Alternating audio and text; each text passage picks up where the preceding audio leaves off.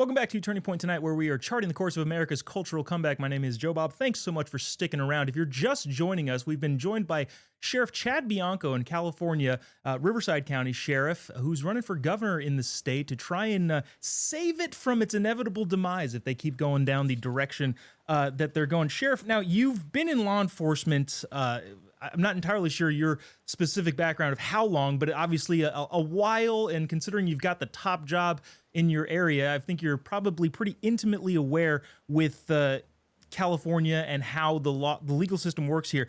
California is often viewed statewide as a very challenging place for law enforcement, or a difficult environment. Now, some of those criticisms can be fair, right? Because we were also, willing to hold everyone accountable for what they do. But at the same time, there's a lot that's politically motivated, especially when it's initiated from outside of the state.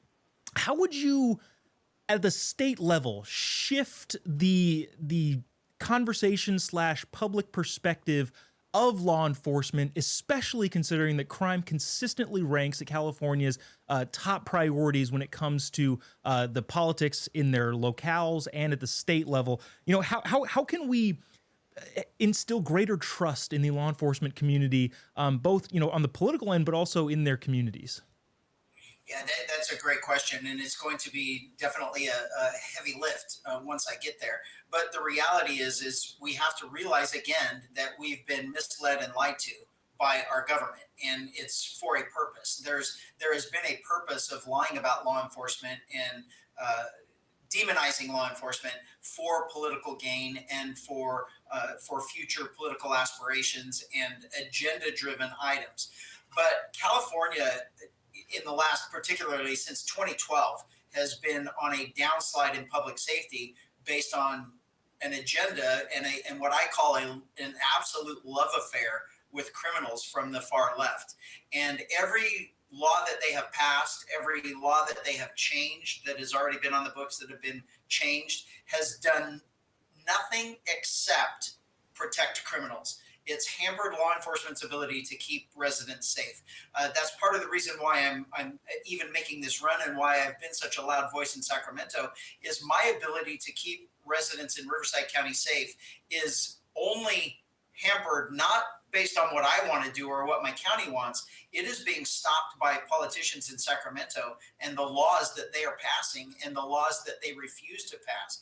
And this is love affair, this obsession that they have with making criminals somehow victims and relieving them of responsibility for their criminal acts absolutely must change. And my intention once I get there is to really, the public is becoming keenly aware that this is true and this is what's happening in our state. But it will be my job to make sure that everyone is aware and everyone is aware who's responsible.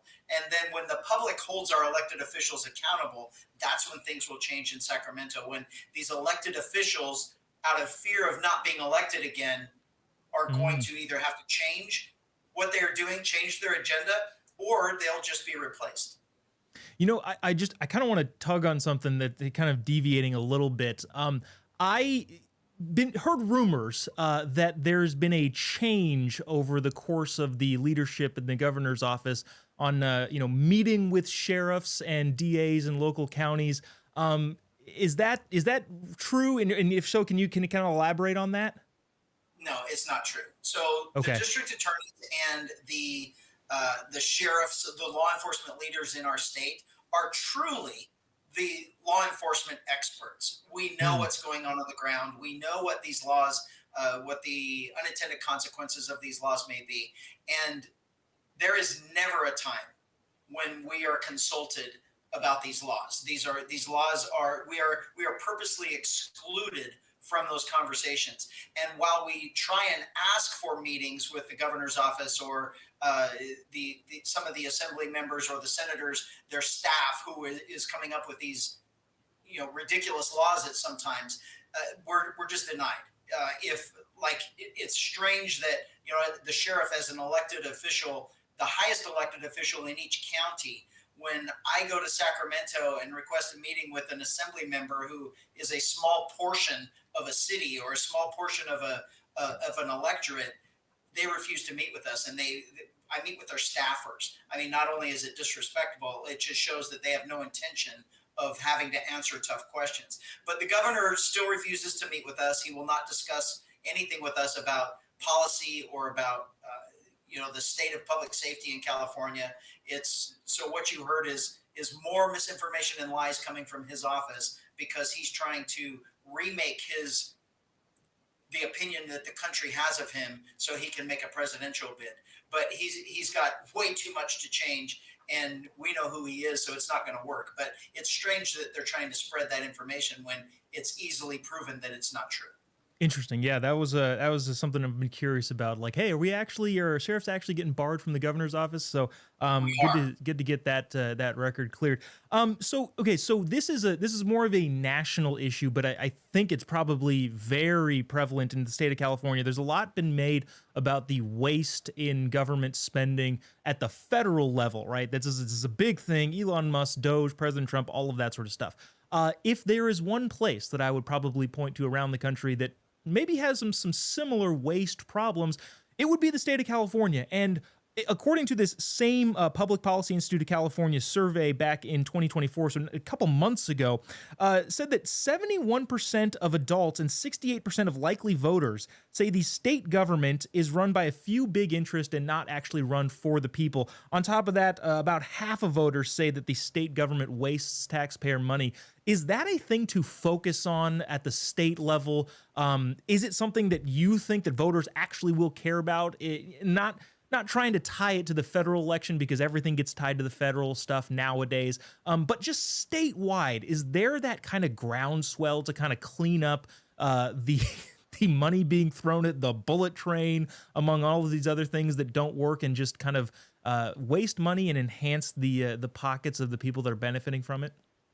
Yeah, absolutely. And I think people have reached a point where they're fed up. And our President Trump and Elon Musk are doing a great job for every state in the country to show the amount of waste that's going on with government spending.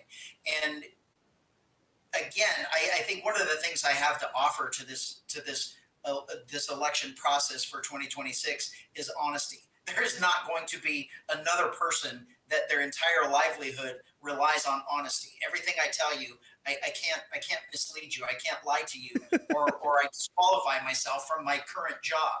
But we have to start being honest with each other, and we have to start being honest with the public, and just admit that the higher you go up in government, the more government waste in government spending.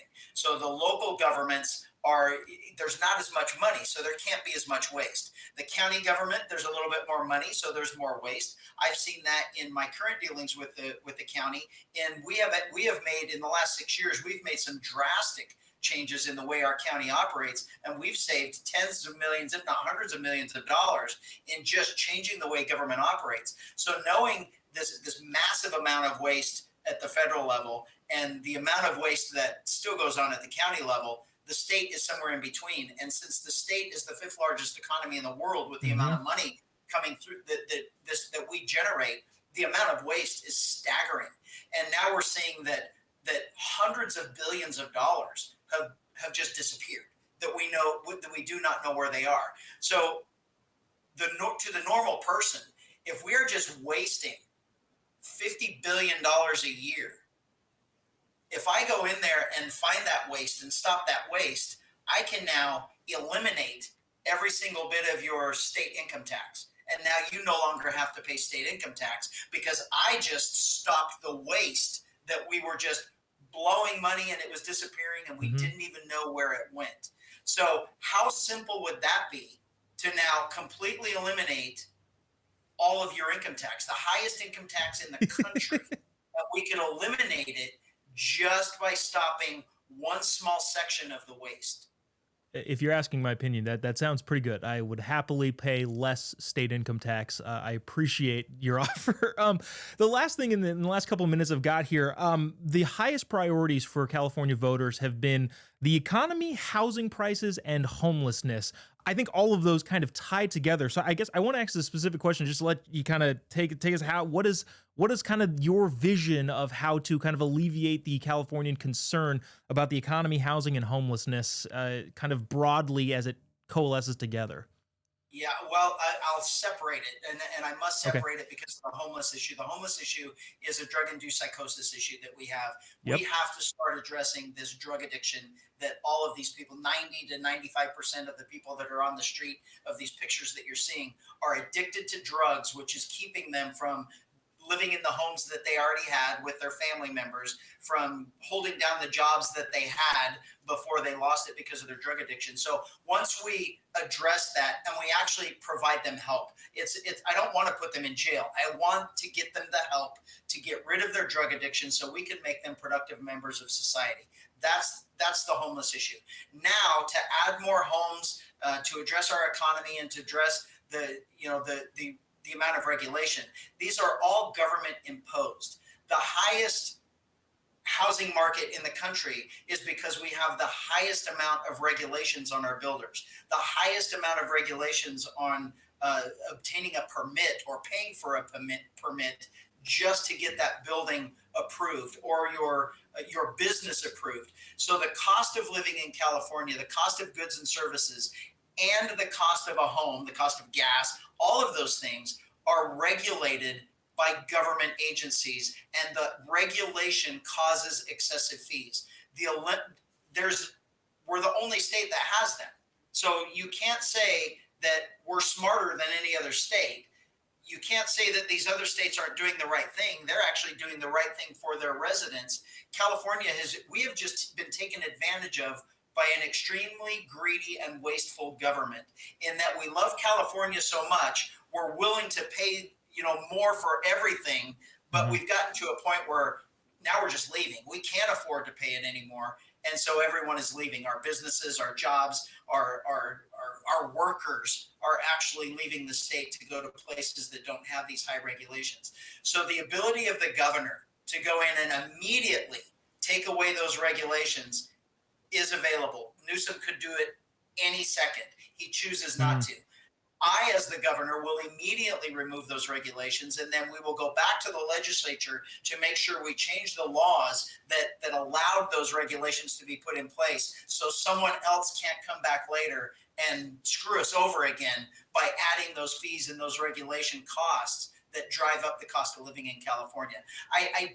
People think it's this amazing thing, and you need to be this genius to be able to solve this problem. The reality is you just have to care. You have Mhm. to actually care about Californians more than you care about some other special interest group, whether it be a big interest group or a small interest group. That mostly it's minority interest groups that control our state at the expense of all of Californians. So what I'm going there for is truly to sacrifice my retirement, sacrifice my great job that I have here, and Mhm. I want to make Californians' lives better. Not special interests, not big business, not small business, not any particular industry or special interest. It's Californians. We have to make our life better by making our government work for us instead of against us. Yeah. Interesting battle that you've chosen, but God bless you for doing it. Sheriff Chad Bianco, running for the governor in the state of California. Really appreciate you taking the time. Would love to check back in as you're further along down this road. I know it's a long trek, but hopefully we'll be celebrating in November of next year. Really appreciate you taking the time, Sheriff. Thank you.